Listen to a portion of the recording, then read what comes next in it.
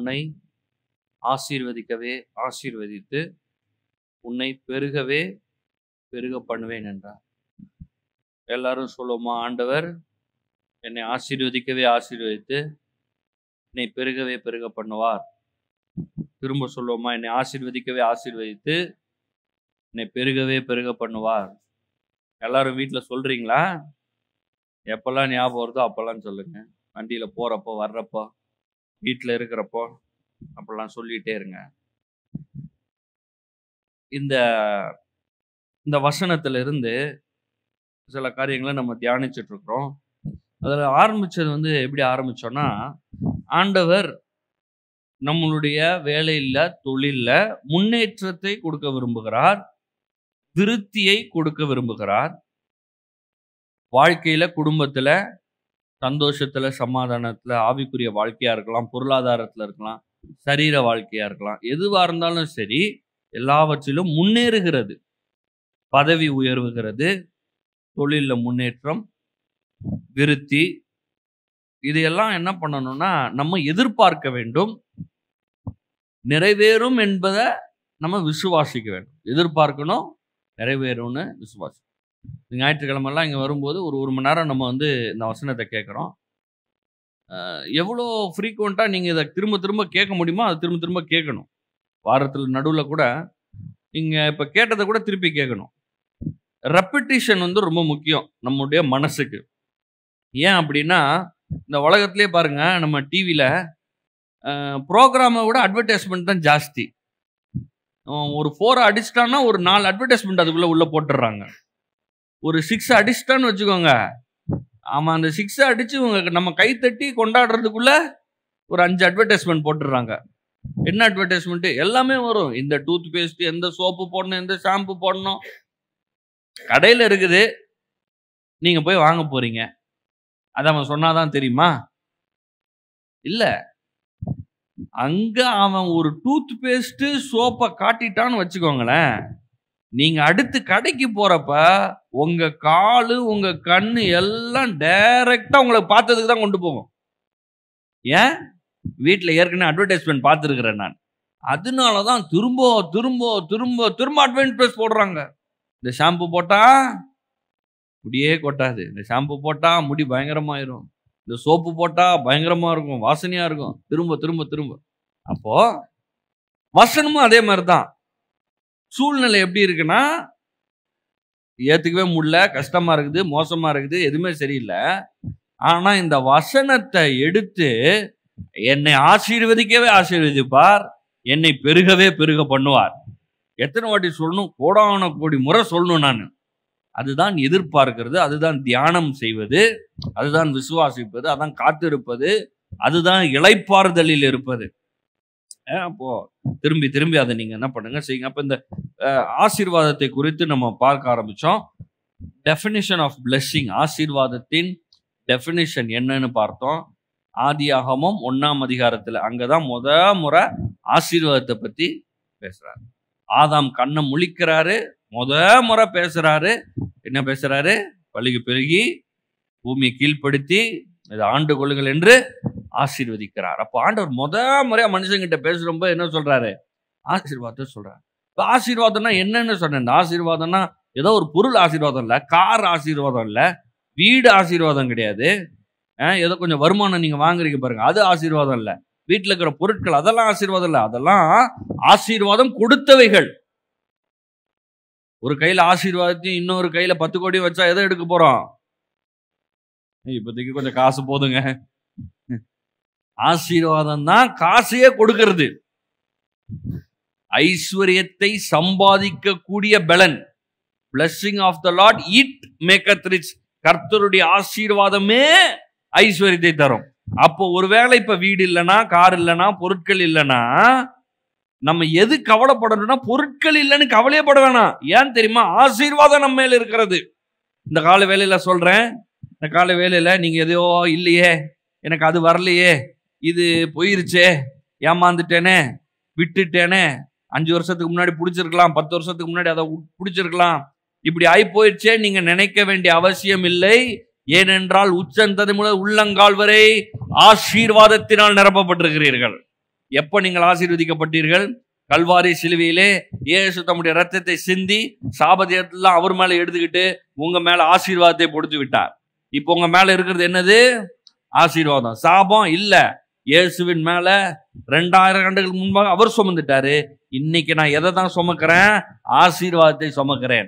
அப்ப நான் ஆசீர்வாதத்தை சுமக்கிறதுனால அதோடைய ரிசல்ட் தான் பணம். ஆசீர்வாதம் உடனே பணத்தை யோசிச்சிடக்கூடாது.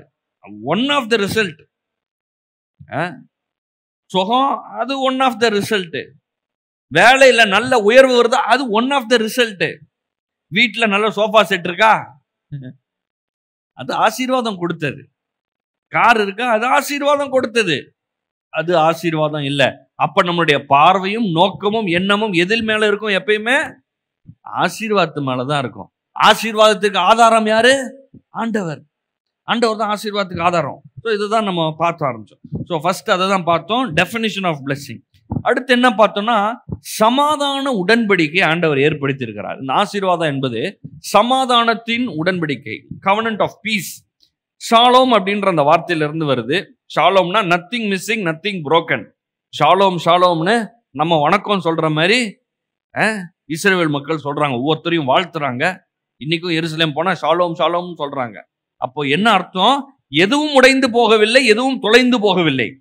ஷாலோம் அப்படின்னு என்ன அர்த்தம்?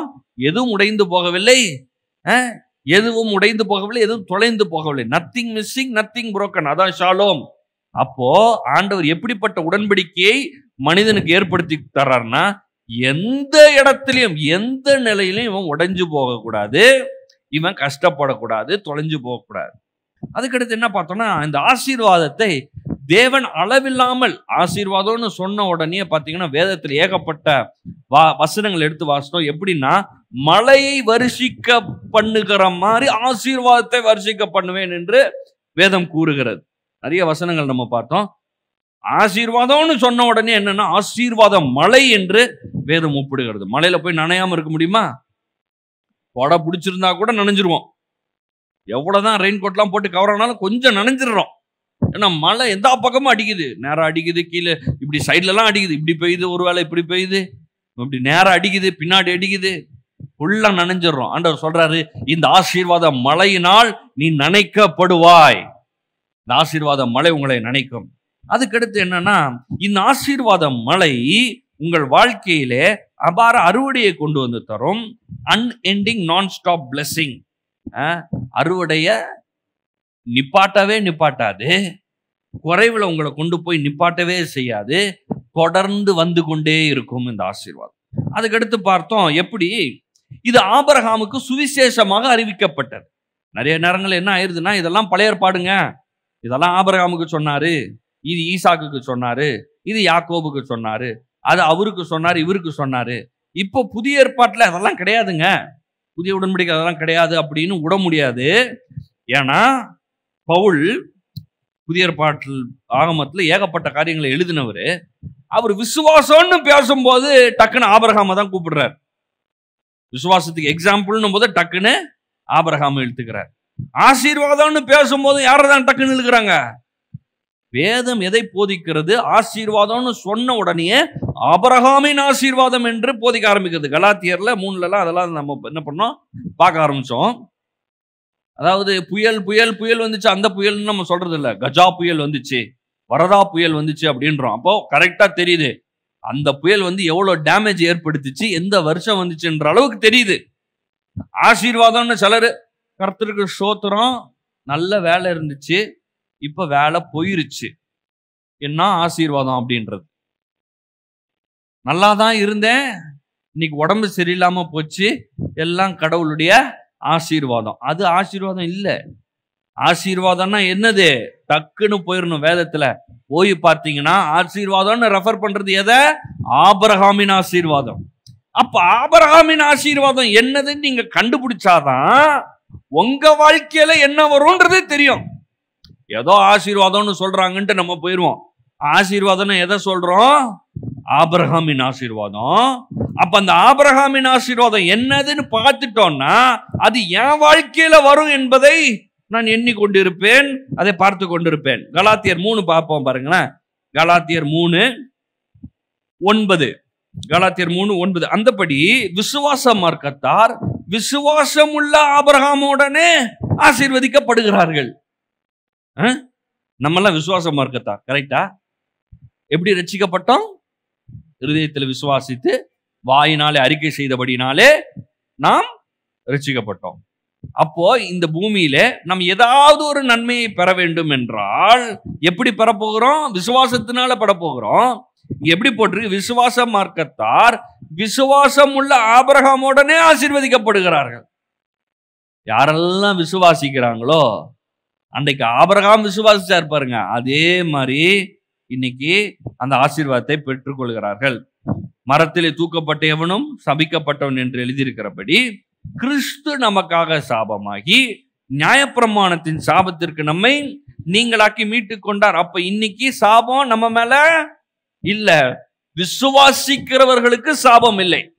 யாருக்கு அப்ப சாபம் இருக்கு?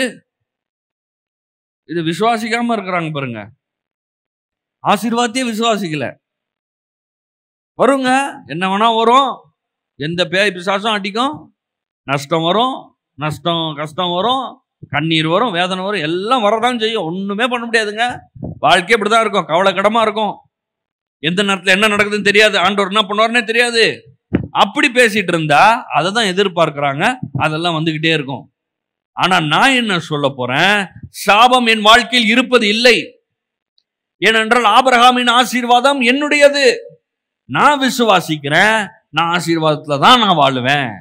கண்ணீர்ல வாழ மாட்டேன், தரித்திரத்துல வாழ மாட்டேன், கஷ்டத்துல வாழ மாட்டேன், ஒரு கடினமான வாழ்க்கை அதுல வாழ மாட்டேன். லாபம் தருகிற ஒரு வாழ்க்கை தேவன் தருவார் எனக்கு, என் தேவையெல்லாம் சந்திப்பார் அப்படின்னு நான் சொல்ல ஆரம்பிச்சேன்னா அது நடக்க ஆரம்பிக்கும்.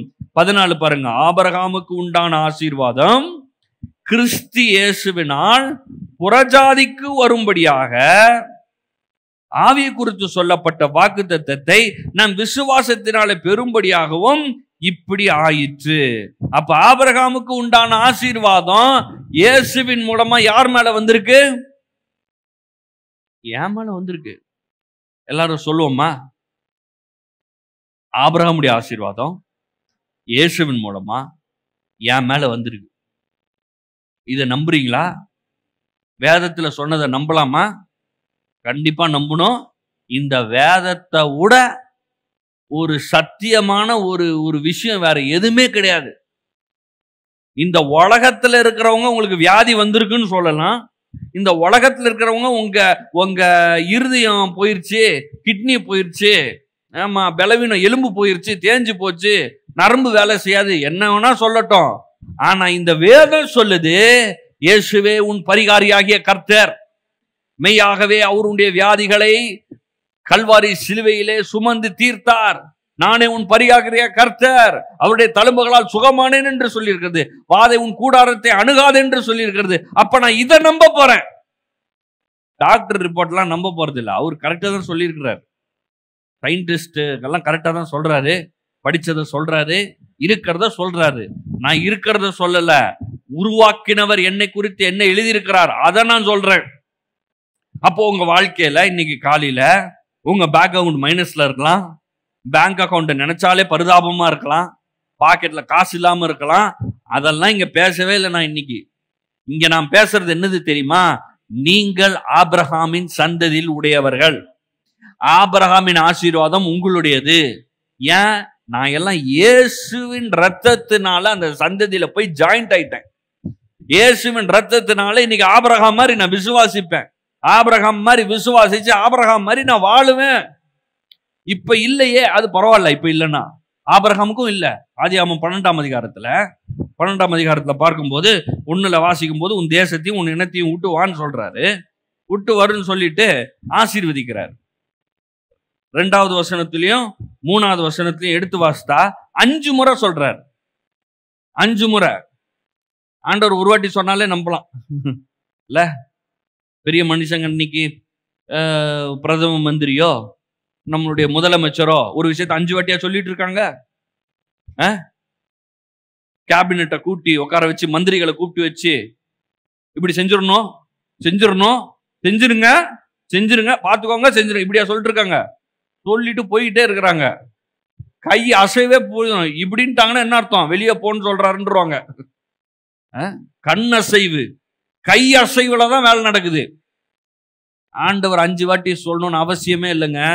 2ஆம் வசனத்திலையும் 3ஆவது வசனத்திலையும் சொல்றாரு, நான் உன்னை பெரிய ஜாதியாக்கி உன்னை ஆசீர்வதித்து உன் பேரை பெருமைப்படுத்துவேன், நீ ஆசீர்வாதமாயிருப்பாய், உன்னை ஆசீர்வதிக்கிறவர்களை ஆசீர்வதிப்பேன், உன்னை சபிக்கிறவர்களை சபிப்பேன், பூமியில வம்சங்கள் உனக்குள்ள ஆசீர்வதிக்கப்படும். எதுக்கு 5 வாட்டி சொல்றாரு? அவ்வளவு நிச்சயம். ஒரே வசனம் இத்தனை வாட்டி எதுக்கு சொல்லணும்? ஏன்னா நம்மளுக்கு ஏறணும். அன்னைக்கு ஆபிரகாமுக்கு ஏறிடுச்சு, அதனாலதான் சீமான் ஆயிட்டார். 13ஆவது வசனத்துல 9 பாத்தீங்கன்னா பஞ்சமாகுது.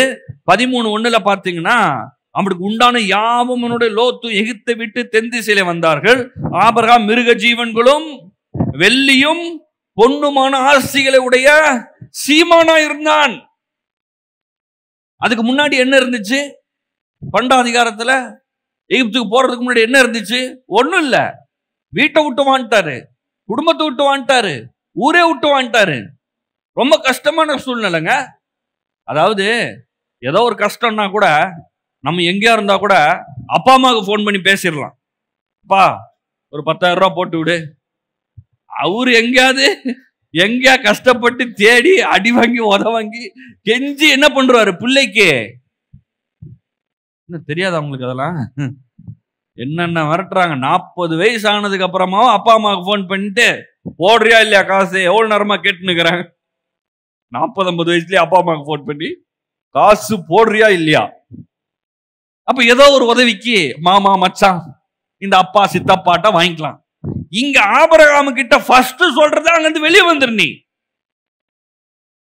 ஏன் உன்னை ஆசீர்வதிக்க போறது நான், அதை இந்த உலகம் பார்க்க போகுது அப்படின்னு சொல்லி தனி மனுஷனை அழைச்சி ஆசீர்வதிக்கிறார். அழைச்ச உடனே என்ன நீங்க பாருங்களேன், இப்போ 12ஆம் அதிகாரத்துல 2-3 வாசித்தீங்கன்னா 5 வாட்டி ஆசீர்வாதம் போட்டாருன்னு இருக்குது.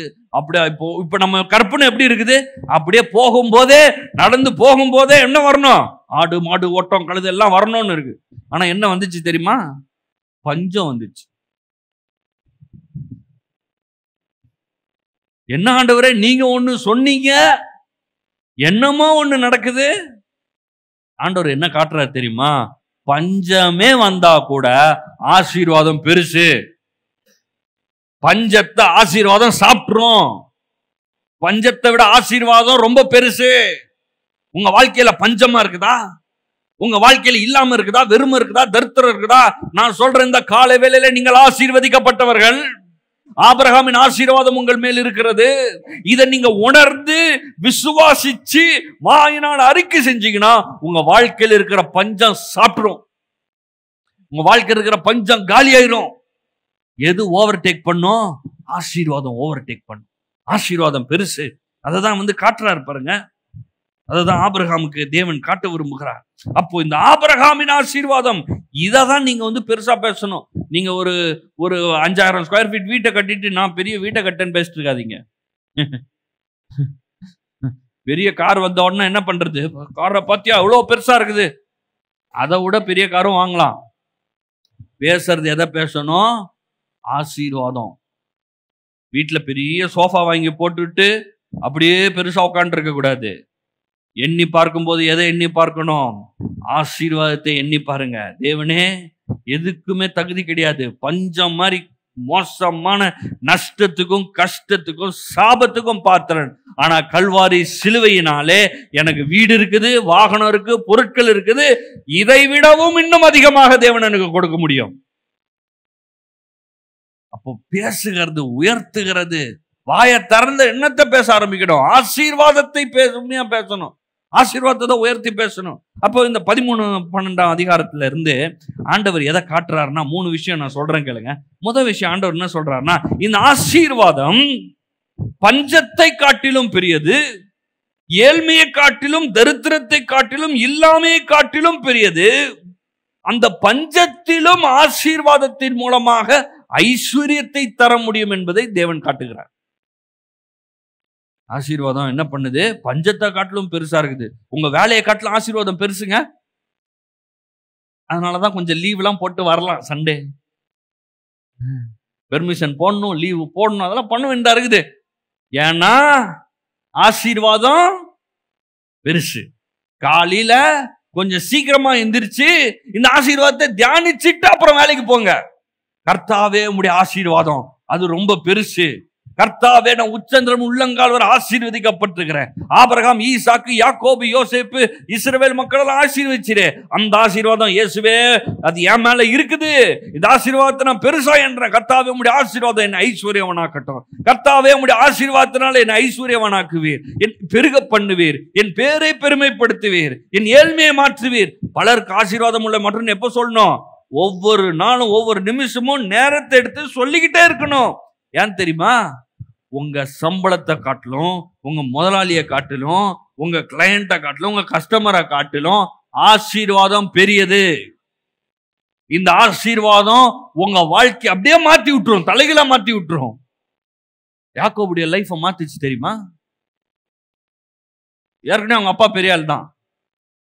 அவங்க அப்பா பெரிய ஆளு, ராஜா மாதிரி வாழ்ந்துட்டு இருக்காரு. ராஜா ஒரு கூட உடன்படிக்கை பண்றாரு, அவ்வளவு பெரிய ஆளு. ஆனா ஏனோ தெரியல, எதுவும் கொடுத்து விடல பையனுக்கு. போகும்போது என்ன கொடுத்து விட்டாங்க தெரியுமா? தோல் கொடுத்துருக்குறாங்க. போற வல்ல ஏதாவது மிருகம் வந்துச்சுன்னா அடிச்சுட்டு போ.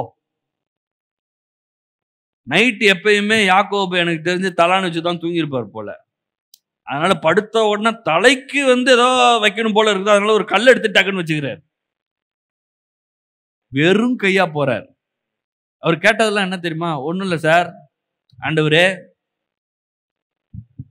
போற இடத்துல கொஞ்சம் சாப்பாடு கொடுங்க, பசி தாங்காது.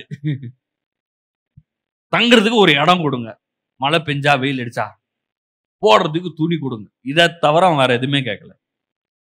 ஆனா அந்த ஆசீர்வாதம் என்ன பண்ணுச்சு தெரியுமா? 2 பரிவாரங்கள்.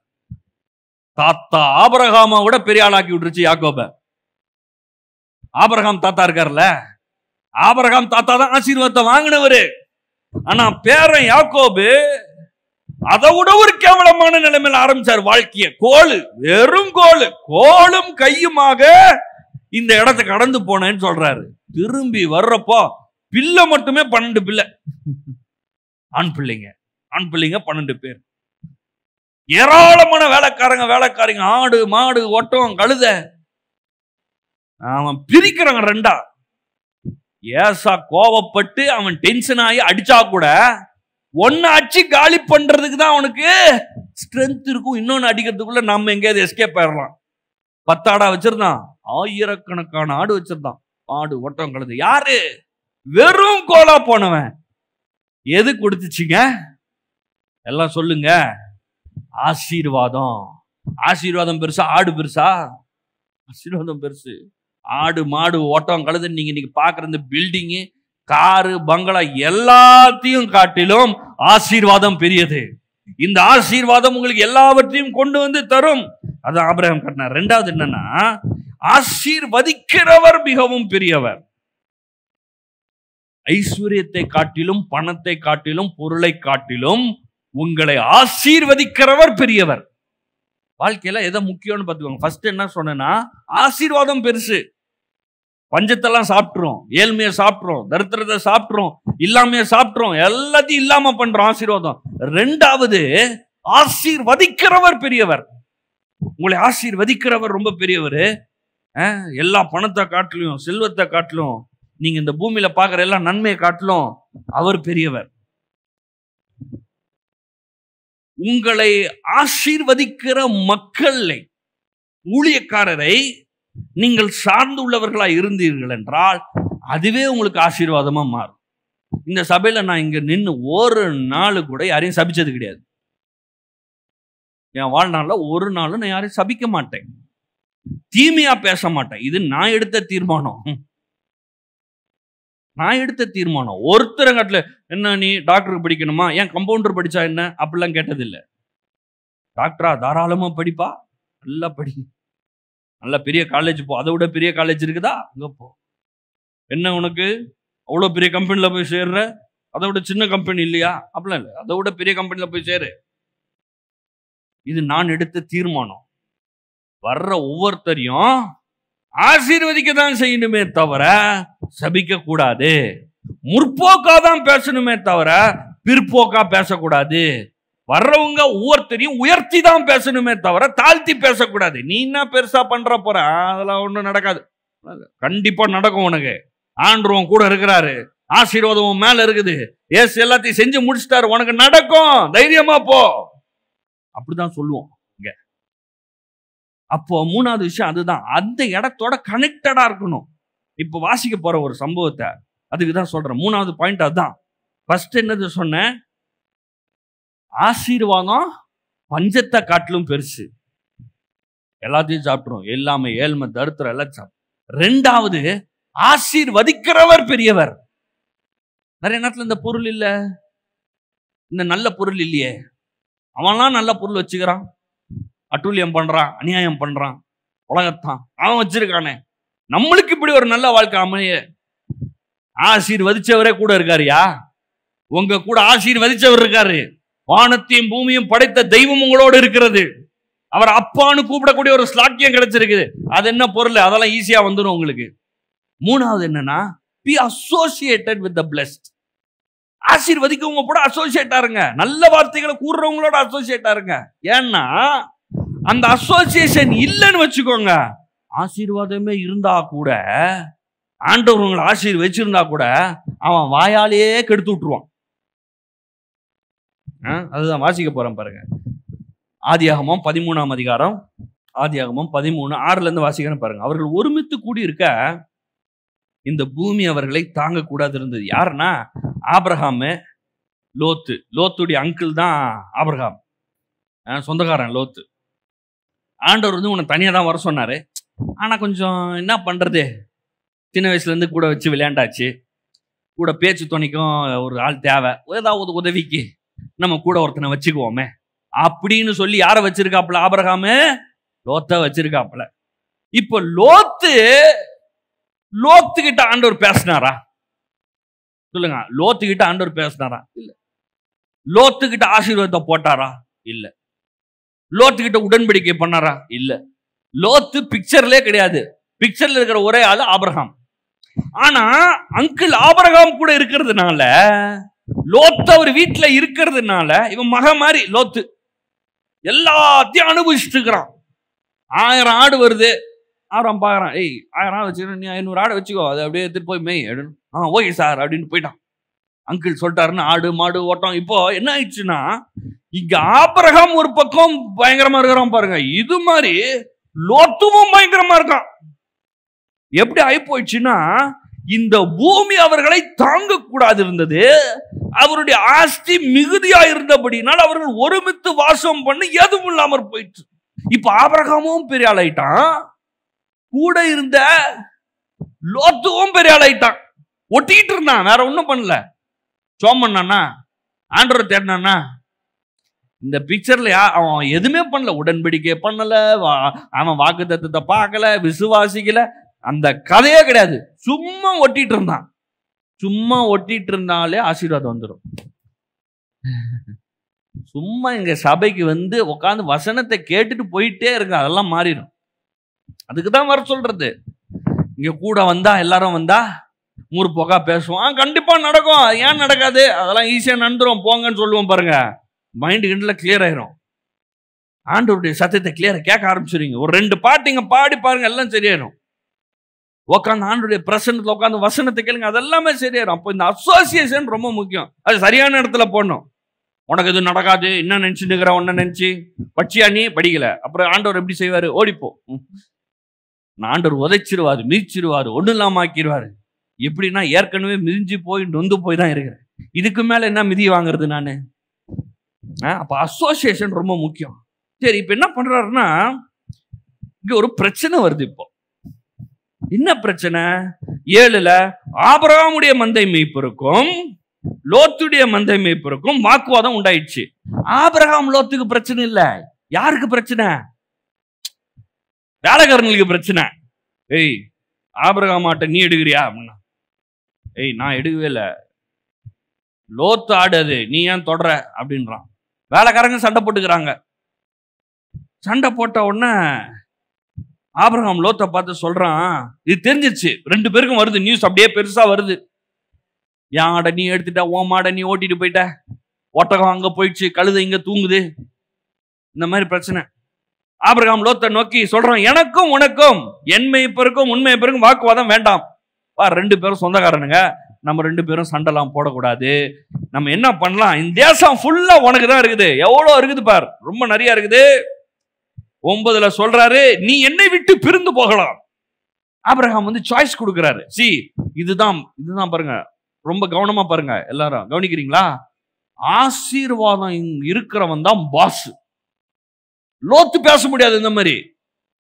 ஆபிரகாம் சொல்றான், எங்க வேணா போ, ஆசீர்வாதம் தான் பேசும்.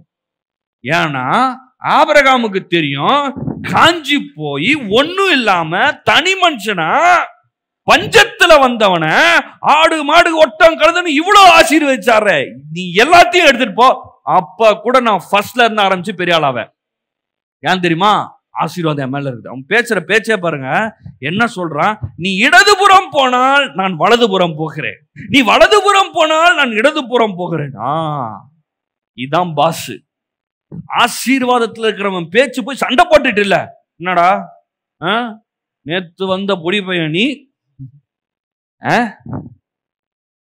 நேத்து வந்துட்டு எங்களுக்கு சொல்றியா நீ, நான் சொல்றேன் உனக்கு நீ எங்க போகணும்னு. அந்த மாதிரிலாம் பேசல அவன்.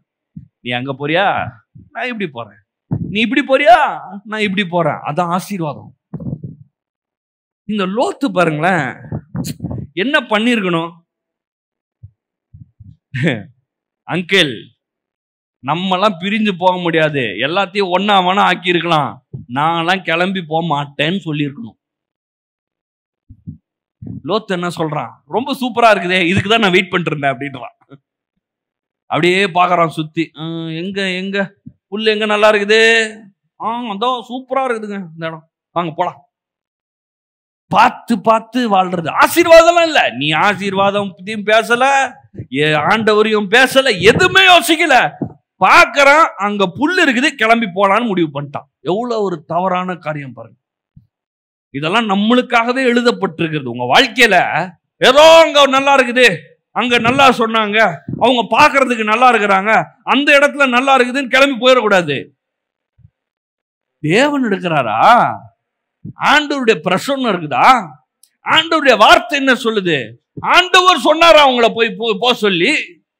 நான் எவ்வளவு பேரை பார்த்திருக்கிறேன் தெரியுமா, நல்லாதான் இருப்பாங்க, திடீர்னு வந்து எதையாவது பார்த்துடுறது, எங்கேயாவது அங்க சூப்பரா இருக்குது சார், அங்க போனோம், ஐயோ நாம இருக்குது, பரலோகம் மாதிரியே இருக்குதுன்னு கிளம்பி போயிடுறது. அது பரலோகமே கிடையாது.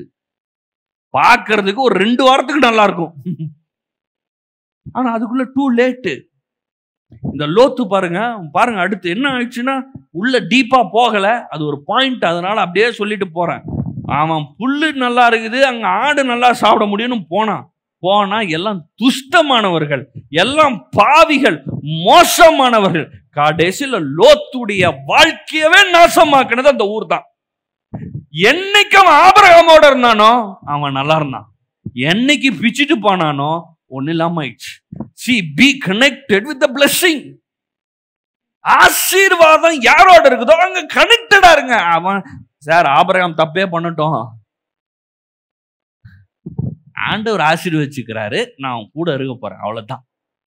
நான் அதனாலதான் சொல்றேன், இங்க நீங்க சபைக்கு வர்றதெல்லாம் ஏன் அவ்வளவு முக்கியமா நம்ம பேசுறோம்னா, வசனமே இருக்கு, சபை கூடி விடுதலை விட்டு விடாதருங்கள்.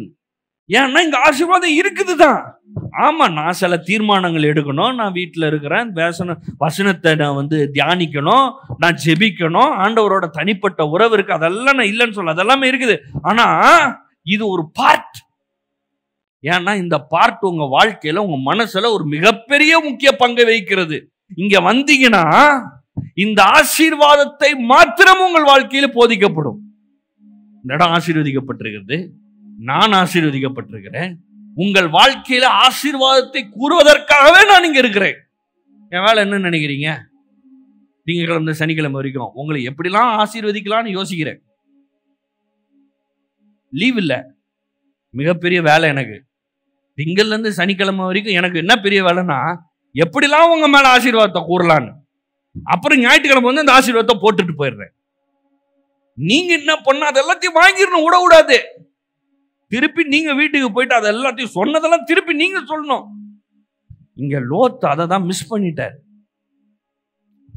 11 பாருங்க, லோத்து யோர்தானுக்கு அருகான சமபூமி முழுவதையும் தெரிந்து கொண்டு கிழக்க பிரயாணப்பட்டு போனான். அவர்கள் ஒருவரை ஒருவர் விட்டு பிரிந்தார்கள்.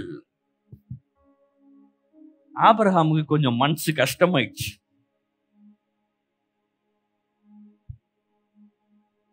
உன்னை நம்பி வந்தேனே, உன்னை கூட்டு வந்தேனே, கூட இருப்பேன்னு பார்த்தா போயிட்டான்.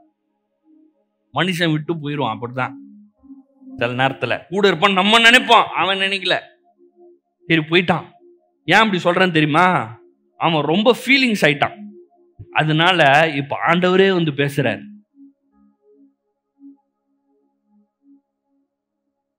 மகா மாதிரி பார்த்தாரு லோத்த. ஆடு எடுத்துக்கோ, மாடு எடுத்துக்கோ, கழுதி எடுத்துக்கோ, இந்த வேலைக்காரன் வச்சுக்கோ, நல்லா மேய், அங்க போய் மேய், இன்னும் 1000 பெருகிட்டோம், நல்லா பண்ணு நல்லா பண்ணு. கடைசியில எல்லாம் வந்த உடனே ஆபரகாமை பிச்சுட்டு போயிட்டான். ரொம்ப ஃபீலிங்ஸ் ஆயிடுச்சு. இப்ப ஆண்டவர் வர்றாரு. ஆண்டவர் சொல்றாரு, கர்த்தர் ஆபிரகாமை நோக்கி, எல்லாம் சொல்லுங்க, கர்த்தர் என்னை நோக்கி. யாராவது உங்களை விட்டு போயிட்டாங்களா? நீங்க என்ன நம்பினவங்க காணாம போயிட்டாங்களா? நீங்க நம்பினது நடக்கலையா? நான் சொல்றேன், உங்களை எப்போதும் கைவிடாத ஒருவர் இருக்கிறார், இயேசு. உங்களை விட்டு விலகவே மாட்டார், கைவிட மாட்டார், உங்களை விட்டு தனியாவே போக மாட்டார். இப்ப பேசுறாரு பாருங்க ஆண்டவர். அவன் என்ன லோத்து போனது, நான் சொல்றேன் பார் அப்படின்னு சொல்றாரு. நீ உன் கண்களை ஏறெடுத்து நீ இருக்கிற இடத்துல வடக்க தெற்க கிழக்க மேற்க நோக்கி பார். லோத் ஏதோ நல்ல இடத்துக்கு போயிட்டான்ற மாதிரி இப்ப தெரியுது. ஆனா ஆண்டவர் சொல்றாரு, அவன் போன அந்த இடம் தான் அவனுக்கு. ஆனா நான் உனக்கு சொல்றேன், உனக்கு என்னதுன்னு, வடக்கு கிழக்கு மேற்கு தெற்கு எல்லாத்தையும் நோக்கி பாரு. நீ பார்க்கிற இந்த பூமி முழுவதையும் நான் உனக்கும் உன் சந்ததிக்கும் என்றென்றைக்கும் இருக்கும்படி கொடுப்பேன். ஆசீர்வாதத்தை போடுற. எவ்வளவு முக்கியம் பாருங்க. லோத்து மிஸ் பண்ணிட்டான். ஒரு வேலை, நான் சொல்றேன், ஒரு வேலை. ஆபிரகாம், வேலைக்காரங்களா சத்தமே வரக்கூடாது சொல்லிட்டேன். நம்ம எஜமான் ஆபிரகாம் எல்லாம் கமுக்கமா உட்காந்துக்கிறோம், சத்தம் வரக்கூடாது, சைலன்ஸ் அப்படிலாம் சொல்லி மிரட்டி உட்கார வச்சிருந்தாருன்னு வச்சுக்கோங்க, இந்த ஆசீர்வாதம் அவன் மேலேயே வந்திருக்கும். என்ன ஆசீர்வாதம்? கண்களை ஏறெடுத்து பார், நீ பார்க்கிற பூமியை நான் உனக்கு கொடுப்பேன்றாரு. ஆபிரகாம் சொல்லிட்டு லோத்தை பாரு, நீயும் சேர்ந்து பாரு, நான் இல்ல நீயும் சேர்ந்து பாரு அப்படின்னு சொல்லியிருப்பாரு. ஆனா அங்க சொல்றதுக்கு அவன் இல்ல. ஆனா அன்னைக்கு ஆபிரகாம் பார்த்தான், நோக்கி பார்க்கறான், பார்த்துக்கிட்டே இருக்கிறான், எல்லாத்தையும் பார்க்கறான், பார்த்துட்டு சொல்றான், இதை நீர் கொடுக்கவே கொடுப்பீ.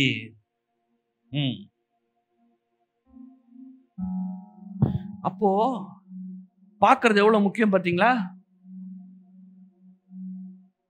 ஆண்டவர் என்ன சொன்னாரு? பாருன்னு சொன்னாரு. அவரா கொடுத்திருக்க வேண்டியதானே? இவரு டென்ட்டுக்குள்ள உட்கார்ந்துருக்காரு, கூடாரத்துக்குள்ள. ஆபிரகாம்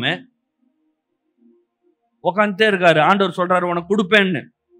ஓகே ஆண்டவரே, கொடுப்பீங்க. ஆண்டவர் சொல்றாரு, கொடுப்பேன், ஆனா நீ பார்க்கணும். ஏன் நீ பார்க்கணும்? நீ பார்க்காத ஒரு இடத்திற்கு போகவே முடியாது. இன்னைக்கு நான் உங்க எல்லாரையும் பார்த்து கேட்கிறேன், என்னத்தை பார்க்கிறீர்கள்? இந்த காலை வேளையில கேட்கிறவங்களை பார்த்து, எதை பார்க்கிறீர்கள்? எதை பார்க்கிறீர்கள்? காசு இல்ல, பேங்க் பேலன்ஸ் கம்மியா இருக்குது, பிரச்சனையா இருக்குது, வீட்டுக்குள்ள பிரச்சனை, வீட்டுக்கு வெளியே போனாலும் பிரச்சனை, வேலையில பிரச்சனை, குடும்பத்துல பிரச்சனை, சொந்தக்காரனும் பிரச்சனை பண்றான், வீட்டுல நாய் பூனை கூட பிரச்சனை பண்ணுது சார், வீட்டுல எதுவும் இல்ல, பொருள் இல்ல, காலியா இருக்குது, கடன்ல இருக்கிற, கண்ணீர்ல இருக்கிற, வேதனை இருக்கிற, முடியல, தலையில இருந்து கால் வரைக்கும் வலிக்குது, வியாதியா இருக்குது, உள்ள என்னெல்லாமோ பிரச்சனை பண்ணுது, ஒரு நாள் இங்க வலிக்குது, ஒரு நாள் இங்க வலிக்குது, ஒரு நாள் இங்க வலிக்குது. What are you seeing? எதை பாக்குறீங்க? ஆபிரகாமுக்கு ரொம்ப டூ மச்சா இருக்குதுங்க. இப்போ ஆபிரகாமுக்கு டூ மச்சா இல்லையா?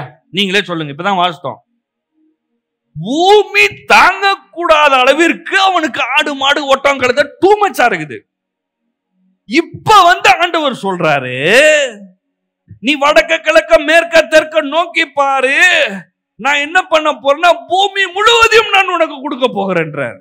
நீ பார்க்கறத உனக்கு கொடுக்க போறேன்றார். தேவையாது எதுக்குங்க? அதான் கொடுத்துட்டாரே, எதுக்கு? அதான் ஆண்டவர். நீங்க டூ மச் நினைச்சு உக்காந்துட்டு இருப்பீங்க பாருங்க, அப்ப சொல்லுவார் இப்பதான் உனக்கு ஸ்டார்ட் ஆகுதுன்னு. இன்னைக்கு ஆனா நான் உங்களுக்கு கேட்கிறேன், நீங்க எதை பாக்குறீங்க? நீங்க எதை பார்க்கணும்? நான் இப்போ சொல்றேன் கேளுங்க. நீங்கள் ஆசீர்வதிக்கப்பட்டதை பாருங்கள், நீங்கள் செழிப்பாக இருக்கிறதை பாருங்கள், நீங்கள் கனி கொடுக்கிற வாழ்க்கையில் இருக்கிறதை பாருங்கள், நீங்கள் லாபம் எடுக்கிறதை பாருங்கள், உங்க வீட்டுல எப்பயுமே சந்தோஷமும் நிம்மதி இருக்கிறத பாருங்க, நீங்க வீடு கட்டுறத பாருங்க, நீங்க நிலத்தை வாங்குறத பாருங்க, ஒரு பொருட்களை போய் வாங்குறத பாருங்க. நீங்க ப்ரொமோஷன் ஆகிறத நீங்களே பார்க்கலனா கண்டிப்பா நடக்காது, கண்டிப்பா நடக்காது.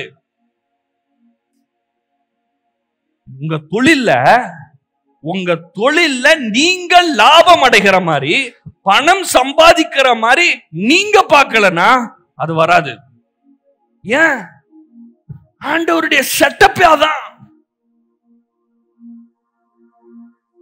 இப்ப அவன் குமாரன் இருக்கான், யாக்கோபுடைய குமாரன் யோசேப்பு, சின்ன பையன், ஆனா சொப்பனம் பெருசா வந்துருச்சு. என்ன சொப்பனம்? சூரியனும் சந்திரனும் இருக்காமா, நட்சத்திரங்கள்லாம் இருக்குதான், அதெல்லாம் இவரை வணங்குதாமா. அப்புறம் 12 அரிக்கட்டு இருக்குதான், அந்த அரிக்கட்டெல்லாம் என்ன பண்ணுதான்? இவனை பார்த்து வணங்குதான். இந்த சொப்பனத்தை சொன்ன உடனே அண்ணனுங்களுக்கு வந்துச்சே பாரு கோவம். நான் என்ன பண்றேன் பார். அப்பாவே டென்ஷன் ஆயிட்டாரு. என்னடா நான் உன்னை வணங்குவேன் நினைச்சியா? டென்ஷன் ஆயிட்டாரு அப்பாவே. ஏன்னா பெரியவர் அவரு, மூத்தவன் இருக்கிறான், அவ்வளவு பேர் இருக்கான். இவன் 11வது ஆளு வந்துட்டு நீங்கள் எல்லாரும் என்னை வணங்க போகிறீர்கள் காலங்காலத்தில் வந்து சொன்னா எப்படி இருக்கும்? எல்லாம் டென்ஷன் ஆகிட்டாங்க. ஒரு நாள் அண்ணங்காரங்களுக்கு போயிட்டு சாப்பாடு கொடுத்துட்டு வான்னு அனுப்பிச்சாரு பாருங்க, இவனு தூக்கி கிணத்துல போட்டானுங்க. சொந்த அண்ணங்க. எதுக்கு போனா யோசேப்பு? எதுக்கு போனா? அண்ணனுக்கு சாப்பாடு கட்டு போறான். சொன்னாங்க கரெக்டான நேரம் சொப்பனம் பார்த்தான், டென்ஷன் ஆகிட்டான். என்ன தப்பு சார் பண்ணா? யோசேப்பு என்ன தப்பு பண்ணா சொல்லுங்க, நீங்க சொல்லுங்க பாப்போம். என்ன தப்பு பண்ணா? ஒரு தப்பும் பண்ணல. நீங்க தப்பே பண்ணாம நீங்க தப்பு பண்ணீங்கன்னு சொல்லுவாங்க, அதான் பாயிண்ட். நீங்க தப்பே பண்ணாம குழியில போடுவாங்க. என்ன பண்ண போறீங்க அப்போ? யாருக்குள்ள போட்டா? சொந்த அண்ணன். என்ன பிளான் தெரியுமா? க்ளோஸ் பண்றே, கொன்று, அவ்வளவுதான். ஒரு அண்ணன் மட்டும் சொல்றான், எப்பா ரத்த பள்ளி நம்ம மேல வருவானா, காசுக்கு வித்துறலாம், பிரச்சனையே இல்ல. இவன் பிரச்சனை தான், ஆனாலும் கொல்ற வேண்டாம். எப்படியோ உயிர் தப்பிச்சிட்டான், ஆனா விற்கப்பட்டான். கொண்டு போய் ஏத்துல நிப்பாட்டாங்க. ஆடு மாடு கழுதை நிக்கிற மாதிரி இவன் நிக்கிறான் இன்னைக்கு. ஏன்னா ஒருத்தர் வந்து வாங்கிட்டு போறான், நிர்வாணமா நிற்பாங்க. நிர்வாணமா நிக்க வச்சு எவ்வளவு மசில்ஸ் இருக்குது, போன் எல்லாம் எப்படி இருக்குது, எப்படி இவன் வேலை பார்ப்பான், நிர்வாணமா நிக்க வச்சு விற்பாங்க.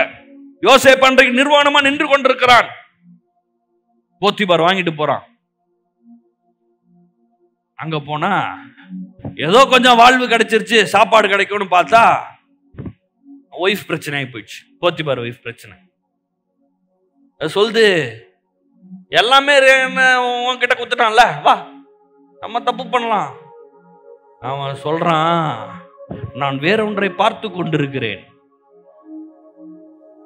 அங்க உக்காந்து நான் பரிசுத்தவான் இப்ப அறிக்கை பண்ணக்கூடாது, இப்ப வந்து ஓடணும்.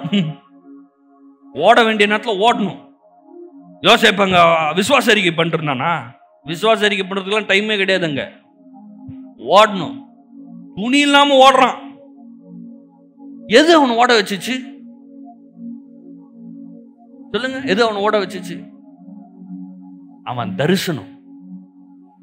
ஒரு நாள் வரும் எல்லாரும் வணங்குவார்கள். மாறவே இல்லை. அவன் அதை பார்த்துட்டான். இப்ப சிறைச்சாலைக்கு போயிட்டான், ஆனா அவன் தரிசனத்தை அழிக்கலை. நான் இன்னைக்கு சொல்றேன், உங்கள் தரிசனத்தை எந்த மனிதனும் அழிக்க முடியாது.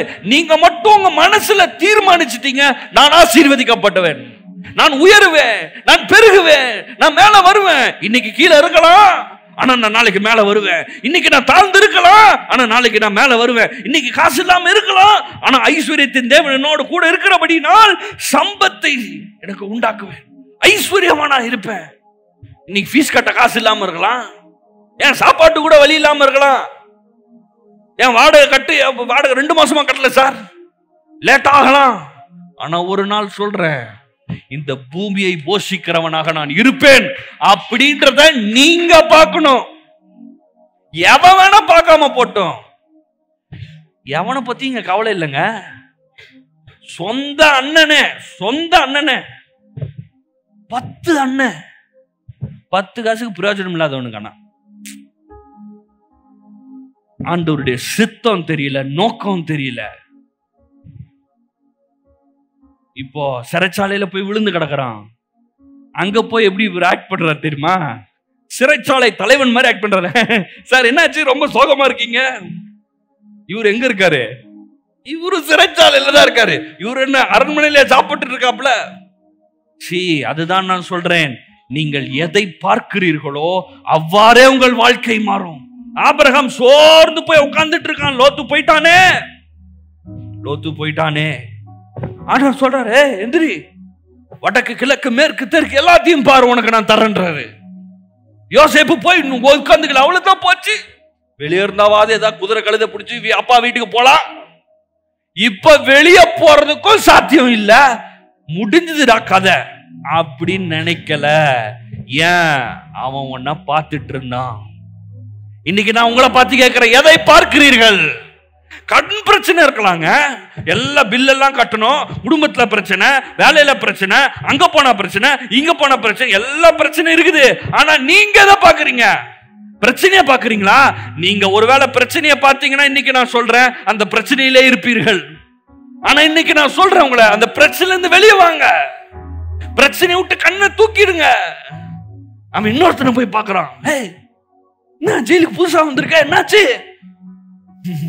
நேத்து மூஞ்சி கொஞ்சம் டிஃபரெண்டா இருக்க. இல்ல சார், சொப்பனம் பார்த்தேன். சொப்பனம் தானே பார்த்த, சொல்லு, நான் சொல்றேன் அப்படின்றான். நீ சொல்வியா? நீயே சிறைச்சாலையில் தானே இருக்க. அவன் என்ன சொன்னானோ அப்படியே நிறைவேறிச்சு. ஆனா வெளியே போறப்ப சொல்றான், சார் தெரியாம உள்ள போட்டாங்க, ராஜா கிட்ட போவல, ரெக்கமெண்ட் பண்ணு. அவன் கரெக்டா போய் மறந்துட்டான். ஆனா யாரு மறந்தாலும் ஆண்டவர் மறக்க மாட்டாரு, மறக்கவே மாட்டாரு. அவர் ஆன் டைம். இவன் தானே மறந்தான். டைரக்டா சொப்பனம் இன்னைக்கு ராஜாக்கு போகுது. ராஜாக்கு புரியல என்ன பண்றதுன்னு. அப்பதான் அவன் ஊத்துறான், ஜூஸ் ஊத்துறான், வைன் ஊத்துறான். அப்பதான் சொப்பனமா சார், ஜெயில ஒருத்தர் இருக்கிறான், வந்து நிக்கிறான். உங்களுக்கு ஒண்ணு தெரியுமா? எகிப்தியர்களுக்கு மெய்ப்பர்கள், இஸ்ரவேலர்கள் அருவருப்பானவர்கள், பக்கத்துல விட மாட்டான். இன்னைக்கு அரண்மனை முன்னாடி நிக்கிறான். யோசேப்பு கிட்ட ராஜா கேட்டது கனவுக்கு அர்த்தம். யோசேப்பு என்ன சொன்னான் தெரியுமா? கனவுக்கு அர்த்தத்தையும் சொல்லிட்டு அந்த அர்த்தத்துக்கு நிறைவேறுதலுக்கு என்ன செய்யணும்னு சொல்லிட்டான். 7 வருஷம் தேசம் சூப்பரா இருக்கும் சார், எல்லாத்தையும் சேர்த்து வைங்க சார். எக்ஸ்ட்ராவா செய்யறான். இவன் என்னத்த பெருசா பண்ற போறான்? ஆமா, 10 வருஷம் ஜெயில இருந்தாச்சு, என்ன ஒருவேளை கஞ்சி ஊத்துவானுங்களா? Very serious. நான் பார்த்திருக்கேன் ஒரு தரிசனத்தை, என்னைக்கு வேணாலும் நிறைவேறலாம். இன்னைக்கு நிறைவேறலாம், நைட்டு நிறைவேறலாம், காலைல நிறைவேறலாம், எப்ப வேணா நிறைவேறலாம். ஒரு எதிர்பார்ப்பு. இன்னைக்கு நான் சொல்றேன், எதிர்பாருங்கள். நீங்கள் ஆசீர்வதிக்கப்படுகிறதை எதிர்பாருங்கள். அற்புதம் நடக்கும் என்பதை எதிர்பாருங்கள். ஒருத்த கண்ணு குருடனா இயேசு கடந்து போகும்போது உட்கார்ந்துட்டு இருக்கான். இயேசு போறாரா? போ சொல்லு. யார் அது? இயேசு. என்ன செய்வாரு? அற்புதம் செய்வார். இயேசுவே தாவீதின் குமாரனே எனக்கு இறங்கும். ஏய், சவுண்ட் விடாத. சார் போயிட்டு இருக்கிறாரு, நாங்கெல்லாம் சீஷர்கள், சைலன்ஸ். அவன் யோசிச்சான், இவங்களை சொல்றதை கேட்டா வேலைக்காகாது சொல்றாரு. இன்னும் சத்தமாக, இயேசுவே தாவீதின் குமாரனே எனக்கு இறங்கும். ஐயாக்கு கேட்டுருச்சு. இயேசு சொல்றாரு, என்ன யாரோ சத்தம் கேக்குது, கூப்பிடுறாங்க. சீசர், அதான் சார் ஒருத்தன் குருடனை கூப்பிடுறான், கூப்பிட்டு வா. அதான் சார், ஒன்னதான் கூப்பிடுறாங்க. நான் அப்பயே சொன்னோம்ல, நாங்க தான் உனக்கு சொல்லான் இருந்தோம். அப்படியே மாத்திட்டானுங்க. மனுஷங்க மாத்தி மாத்தி பேசுவாங்க. என்னாச்சு? சுகம் கிடைச்சிச்சு. ஆனா உங்களுக்கு ஒண்ணு சொல்றேன், அவன் குருடனாய் தன்னை பார்க்கவில்லை, தன்னை சுகமாக்கப்பட்டவனாக ஃபர்ஸ்ட் பார்த்தான். அவன் குருடனாய் இருந்து பார்த்துக்கிட்டே இருந்திருந்தான்னா மற்றவன் மாதிரி பக்கத்து தெருவில் இருந்த மாதிரி குருடனா உட்காந்துருக்க வந்தான். ஆனா அவன் சொன்னான், நான் பார்வை அடைவேன். இயேசு கேட்கிறார், என்ன செய்யணும்? பார்வை அடையணும். நான் விசுவாசிக்கிறேன் உம்மால முடியும்னு. என்ன ஆச்சு? பார்வை அடைஞ்சான். இந்த காலைவேளை உங்களுக்கு சொல்றேன், விசுவாசியுங்கள். நீங்கள் விசுவாசித்தால் தேவனுடைய மகிமையை காண்பீர்கள். உங்க வாழ்க்கையில எது மாறணுமோ அது மாறும். சாத்தியமே இல்லது சாத்தியமாகும். முடியாத காரியங்கள் முடியும். உங்கள் பண தேவை சந்திக்கப்படும். உங்கள் வியாதிகள் நீங்கும். பிரச்சனைகள் மாறும். கண்ணீர் கவலை மாறும்.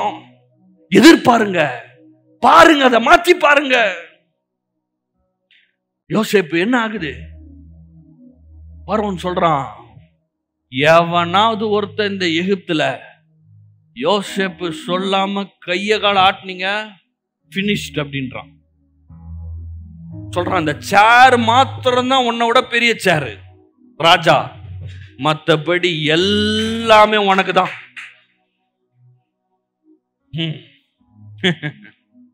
சாத்தியமே கிடையாதுங்க, சாத்தியமே கிடையாது, நடக்கவே முடியாது. ஆனா நடக்க வச்சார். பார்த்தான். அவன் சொப்பனம் பார்த்த மாதிரியே ஒரு நாள் வந்துச்சு. அண்ணங்காரன் 10 பேரையும் முன்னாடி நிக்கிறான், கீழே விழுந்து வணங்குறான். இவனுக்கு தெரியுது இவன் 10 பேரும் அண்ணன்னு, அவனுக்கு தெரியல. அண்ணங்காரன் நினைச்சானுங்க ஏதோ பெரிய ராஜா, ராஜாதி ராஜ அப்படின்னு வணங்குறானுங்க. சொப்பனம் பார்த்தது நிறைவேறுச்சா? எல்லாம் சொல்லுங்க, நிறைவேறுச்சா? அந்த சொப்பனம் யாருக்கு கொடுக்கப்பட்டது? யோசேப்பு. அதை திரும்பி திரும்பி யாரு பார்த்தா? யோசேப்பு. நிறைவேறுதல யாரு பார்த்தா? அவர் தான் பார்த்தார். இன்னைக்கு உங்களை பார்த்து கேட்கிறேன், எதை பார்க்கிறீர்கள்? What do you see? எதை பார்க்கறீங்க? உங்க கடன் பிரச்சனை தான் முன்னாடி இருக்கா? நான் சொல்றேன், உங்க கடனையே பார்த்துட்டு இருந்தீங்கன்னா கடன் தீராதுங்க, தீராது, தீரவே தீராது. கடனை பார்க்காதீங்க, அதை ஓரமா வருங்க, வச்சிருங்க. ஐஸ்வர்ய சம்பன்னராக இயேசுவை நோக்கி பாருங்கள். இந்த காலை வேளை சொல்ற, நீங்கள் ஐஸ்வர்யவான், ஏன்னா நீங்கள் ஆசீர்வதிக்கப்பட்டவர்கள்.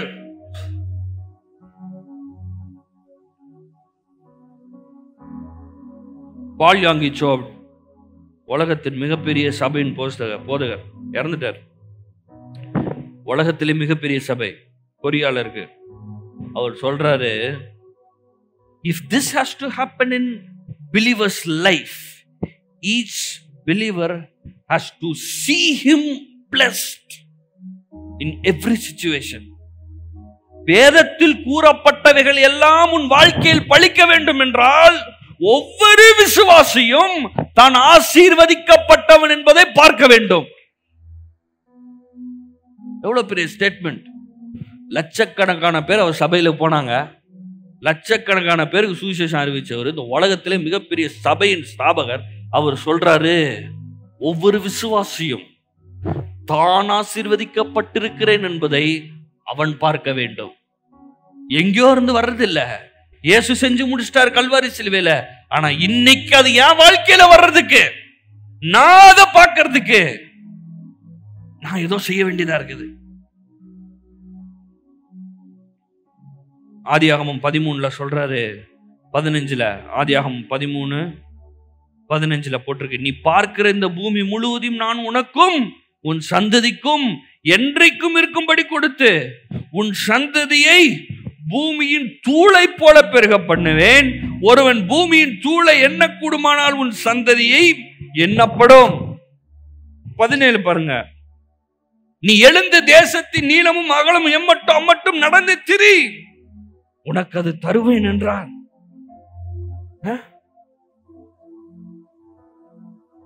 சொல்றாரு, இது எப்படி உனக்கு வரப்போகுது தெரியுமா? நீ பாட்டுக்கு எந்திரிச்சு இதெல்லாம் என்னுடையதாகும், என் பேர பிள்ளை இதுல வருவான், என் சந்ததியில வருவான்னு நடந்து திரின்றாரு. சொந்தமாச்சா? சொந்தமாச்சு. இஸ்ரவேல் மக்களுக்கு ஆபிரகாம் கால் மிதிச்ச எல்லா இடமும் சொந்தமாச்சு. இன்னைக்கு இஸ்ரவேல்னு ஒரு தேசம் இருக்கிறது. எப்படி ஆரம்பிச்சது? எங்க ஆரம்பிச்சது? ஆபிரகாம்னு ஒரே மனுஷன் பார்த்தான், நடந்தான், விசுவாசித்தான், தேவன் அவனை ஆசீர்வதித்தார், அவன் ஆசீர்வதிக்கப்பட்டதை நம்பினான். இன்னைக்கு நான் சொல்றேன், இதை பாருங்க, இந்த காலை வேளை இதை எடுத்துட்டு போங்க, இந்த வாரம் முழுக்க இதை பாருங்க. உங்க பிரச்சனையை பார்க்காதீங்க, அதை விட்டுருங்க, சரியாயிரும், அது போயிடும். உங்க பிரச்சனை இல்லாதெல்லாம் நீங்கிடும், அது போயிடும். என்ன பிரச்சனை வேணா இருக்கட்டும், எவ்வளவு பெரிய பிரச்சனை வேணா இருக்கட்டும், அதெல்லாம் போட்டுருங்க, ஓரம் போடுங்க. ஓரம் போட்டு, நான் ஆசீர்வதிக்கப்பட்டிருக்கிறேன், சூழ்நிலை எல்லாம் மாற்றக்கூடிய தேவன் என்னோடு இருக்கிறாரு, காரியங்களை வாய்க்கப்படுகிற தேவன் கூட இருக்கிறாரு, லாபத்தை தருகிறவன் கூட இருக்கிறாரு, ஐஸ்வர்ய சம்பனரன் கூட இருக்கிறாரு, பலனாகிய கிறிஸ்து என்னோடு இருக்கிறாரு, எனக்கு பலனை தருவாரு, எனக்கு தீமையே செய்ய மாட்டாரு, நன்மையை செய்வாரு, காரியங்கள் மாறுதலா எனக்கு முடிய பண்ணுவார், சாத்தியம் இல்லாதை சாத்தியமாக்குவார். இதையே எண்ணி பாருங்கள். நான் சொல்றேன், அன்னைக்கு ஆபிரகாம் பார்த்த மாதிரி பார்க்க ஆரம்பிங்க, யோசேப்பு பார்த்த மாதிரி பார்க்க ஆரம்பிங்க. பார்க்க ஆரம்பிச்சீங்கன்னா அது உங்களுக்கு நிஜமாகும். எல்லாம் சொல்லுமா, வெற்றி நிச்சயம், சுகம் என்னாலும், செழிப்பு எப்போதும். எல்லாம் திருப்பி சொல்ல, வெற்றி நிச்சயம், சுகம் என்னாலும், செழிப்பு எப்போதும்.